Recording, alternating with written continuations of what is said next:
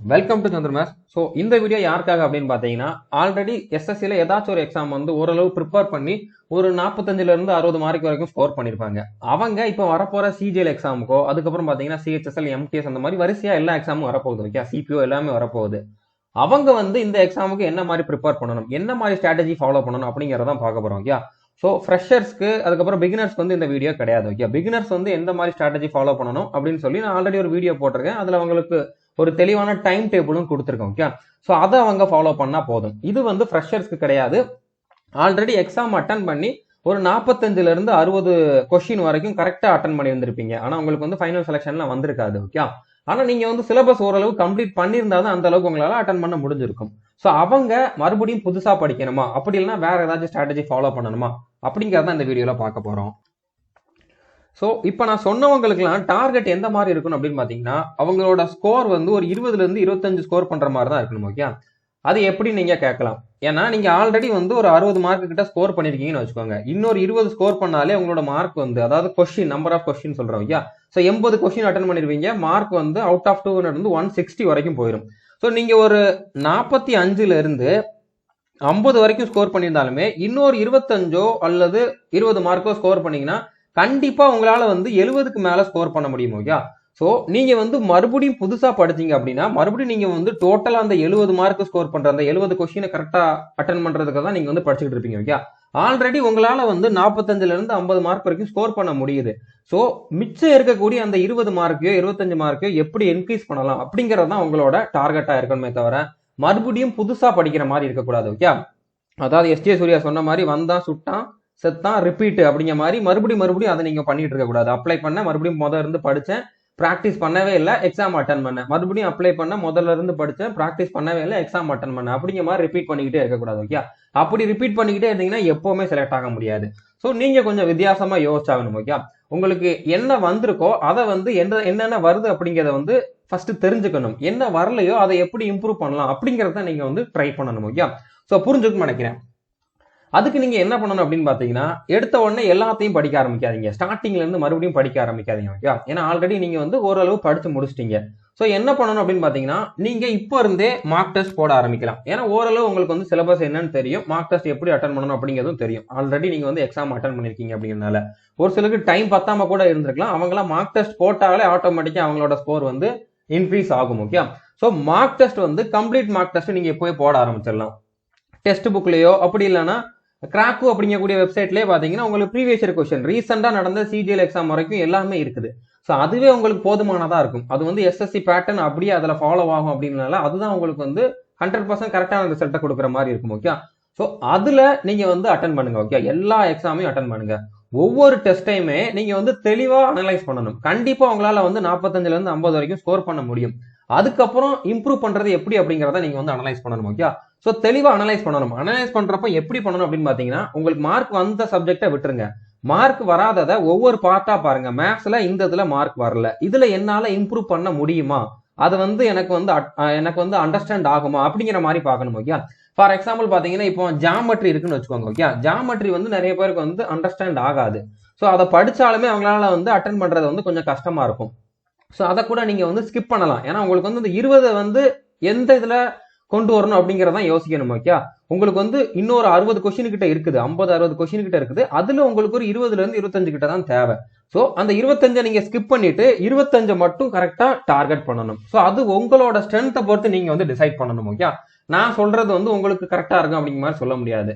So maths நல்லா வருது அப்படின்னா மேத்ஸ்ல நான் எப்படி வந்து இன்னும் வந்து ஸ்கோரை வந்து இன்க்ரீஸ் பண்ணலாம். மேத்ஸ் நல்லா வர்றவங்களாவே இருக்கலாம், ஆனா அவங்களால வந்து 25க்கு ஒரு 15 கொஸ்டின் கிட்ட தான் அட்டன் பண்ண முடிஞ்சிருக்கும். ஓகே, சோ மிச்சம் இருக்கக்கூடிய 10 கொஸ்டினை வந்து நம்ம எப்படி இம்ப்ரூவ் பண்ணலாம் அப்படிங்கிற மாதிரி தான் யோசிக்கணும். ஓகே, சோ எப்படி இம்ப்ரூவ் பண்ணலாம், நீங்க புக்ல படிச்சாலும் சரி, அப்படி இல்லைன்னா நம்மளோட ஆல் இன் ஒன் கோர்ஸ்ல ஜாயின் பண்ணாலுமே ஓகே தான். ஓகே, ஆல் இன் ஒன் கோர்ஸ்ல உங்களுக்கு டாபிக் வைஸ் கண்டென்ட் வந்து கொடுத்துருக்கோம். ஓகே, அதுல வந்து நீங்க டைரக்டா இந்த டாபிக் மட்டும் வேணும்னா அந்த டாபிக்கை மட்டும் பாத்துக்கலாம். இப்ப மேத்ஸ்ல பர்டிகுலரா காம்பவுண்ட் இன்ட்ரெஸ்ட் மட்டும் வேணும் அப்படின்னா அந்த ஃபோல்டர்ல மட்டும் உங்களுக்கு தனியா இருக்கும், அதுக்குள்ள வீடியோஸ் மட்டும் இருக்கும், அதை மட்டும் பாத்துக்கலாம். ஓகே, அதே மாதிரி உங்களுக்கு ரீசனிங்லயும் ஒவ்வொரு டாபிக்கா தனித்தனியா கொடுத்துருக்கோம், இங்கிலீஷ்லயும் தனித்தனியா கொடுத்துருக்கோம். அந்த மாதிரி உங்களுக்கு எந்த டாபிக் தேவையோ அந்த டாபிக் நீங்க வந்து அதுல பாத்துக்கலாம்.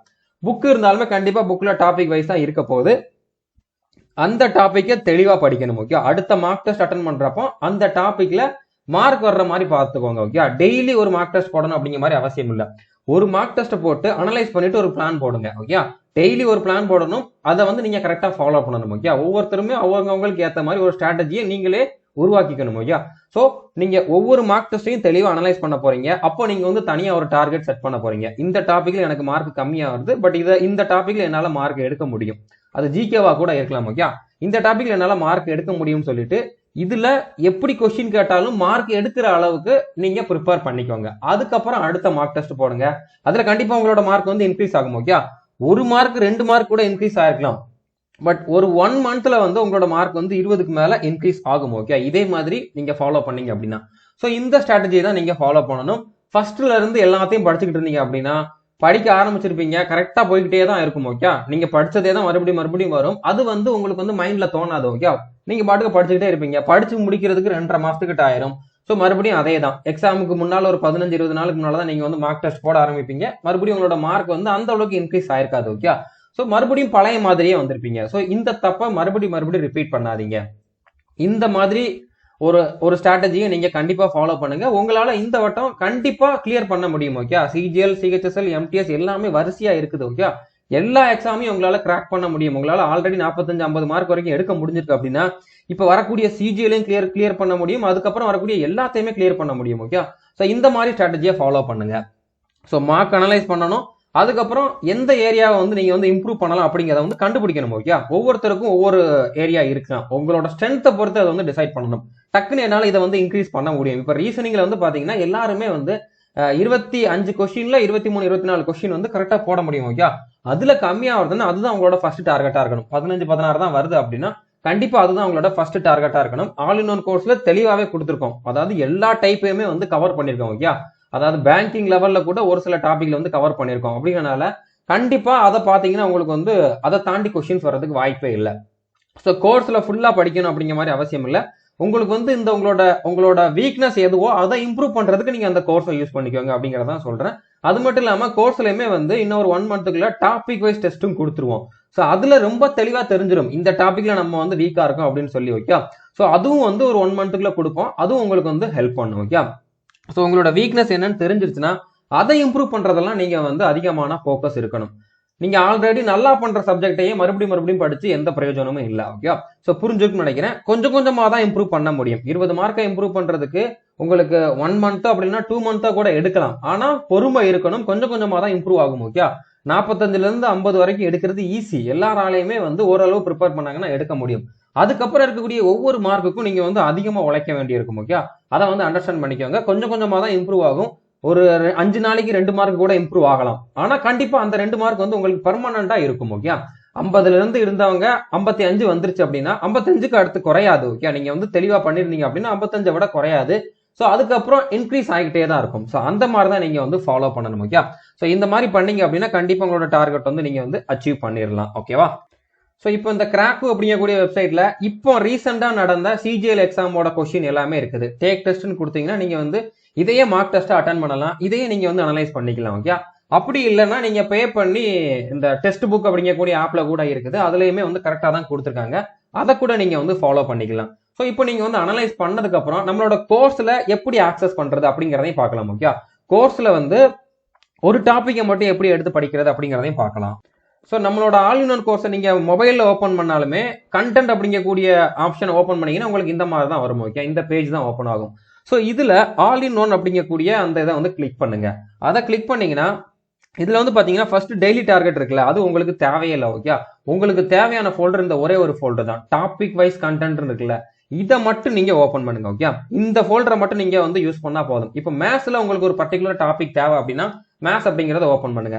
ஸோ இதுல வந்து உங்களுக்கு டாபிக் வைஸ் எல்லாமே இருக்கும். ஓகே, ஒவ்வொரு டாபிக்குமே வந்து தனித்தனியா ஃபோல்டர் இருக்கும். இன்னும் அட்வான்ஸ் மேத்ஸ்ல ஒரு 2-3 டாபிக் மட்டும் அப்டேட் பண்ணல, அது இந்த 1 மந்த்துக்குள்ள வந்து அப்டேட் பண்ணிடுவோம். ஓகே, எல்லா டாபிக்குமே வந்து ஆட் பண்ணிடுவோம். ஸோ இதுல உங்களுக்கு எந்த டாபிக்ல வீக்னஸா இருக்கீங்களோ, எதை வந்து இம்ப்ரூவ் பண்ணணுமோ அதை மட்டும் ஓப்பன் பண்ணுங்க. அதுக்குள்ள வீடியோஸை ஸ்டார்டிங்ல இருந்தே பாருங்க. ஓகே, ஏன்னா நடுவுல ஒரு இதை மட்டும் நீங்க வந்து தேடி கண்டுபிடிக்க முடியாது. ஸோ ஸ்டார்டிங்ல இருந்தே பாருங்க. நீங்க பார்த்தது தான் அப்படின்னா, உங்களுக்கு தெரிஞ்சது தான் அப்படின்னா கொஞ்சம் ஸ்பீடா பாத்துருங்க. ஓகே, 2x அப்படி இல்லைன்னா 1.5x ஸ்பீட்ல வந்து பிளே பண்ணி பார்த்துக்கலாம். ஸோ அந்த மாதிரி பாத்தீங்கன்னா கொஞ்சம் குயிக்காவும் பார்த்த மாதிரி இருக்கும். ஸோ முடிஞ்ச அளவு டைமை வேஸ்ட் பண்ணாம ஸ்மார்ட்டா யோசிக்கணும். ஓகே, அதே மாதிரி உங்களுக்கு ரீசனிங்லயும் டாபிக் வைஸ் எல்லாமே இருக்குது, ஜிகேலயும் இருக்குது, இங்கிலீஷ்லயும் இருக்குது. ஓகே, ஒக்காபுலரி தேவைன்னா ஒக்காபுலரிலயும் இருக்குது. கரண்ட் அஃபேர்ஸ் மட்டும் இன்னும் ஆட் பண்ணல, அதுவுமே வந்து இன்னொரு 10 நாள்ல இருந்து ஆட் பண்ண ஆரம்பிச்சிருவோம். ஸோ கரண்ட் அஃபேர்ஸ் நீங்க ஆல்ரெடி படிச்சிருக்க மாட்டீங்க, அதை நீங்க வந்து இந்த கோர்ஸ்ல படிச்சுக்கலாம். ஸோ கோர்ஸ்ல இது வரைக்கும் ஜாயின் பண்ணாதவங்க எப்படி ஜாயின் பண்ணணும் அப்படின்னு தெரிஞ்சுக்கணும் அப்படின்னா அதுக்கான லிங்க் வந்து நான் வந்து டிஸ்கிரிப்ஷன்ல கொடுத்துருக்கேன். ஓகே, இந்த ஒரு வீடியோட லிங்க் வந்து கொடுத்துருக்கேன், ஆல் இன் ஒன் கோர்ஸ் அப்படின்னு சொல்லி.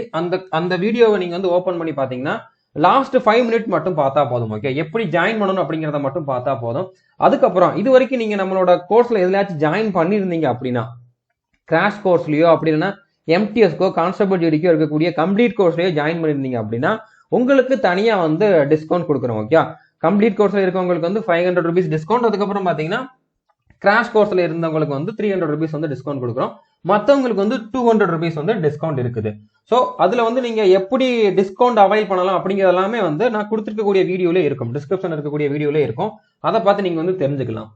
அதுக்கப்புறம் இந்த ஸ்பெஷல் டிஸ்கவுண்ட் கொடுக்குறோம்ல, அவங்க எப்படி அந்த டிஸ்கவுண்ட் அவைல் பண்ணலாம் அப்படின்னு பாத்தீங்கன்னா, ஆல்ரெடி நீங்க நம்மளோட கோர்ஸ்ல ஜாயின் பண்ணிருந்தீங்க அப்படின்னா மட்டும்தான் உங்களுக்கு அந்த டிஸ்கவுண்ட் கொடுப்போம்.